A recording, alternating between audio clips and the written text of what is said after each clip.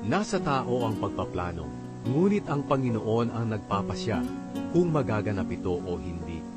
Inaakala natin na tama ang lahat ng ating ginagawa, ngunit ang Panginoon lang ang makakapaghusga kung ano talaga ang ating motibo.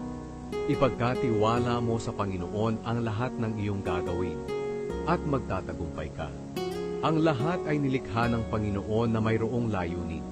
Kahit na nga ang masasama, itinalaga sila para sa kapahamakan. Kinasusuklaman ng Panginoon ang mayayabang at tiyak na sila'y parurusahan. Kung minamahal natin ang Panginoon ng may katapatan, patatawarin niya ang ating mga kasalanan. Kung may takot tayo sa Kanya ng may paggalang, makalalayo tayo sa kasamaan. Kapag kinalulugdan ng Panginoon ang ating pamumuhay, kahit na ang ating kaaway ay gagawin niyang ating kaibigan. Mas mabuti ang kaunting halaga na pinaghirapan kaysa sa malaking kayamanang galing sa masamang paraan. Ang tao ang nagpaplano, ngunit nasa Panginoon ang kaganapan nito.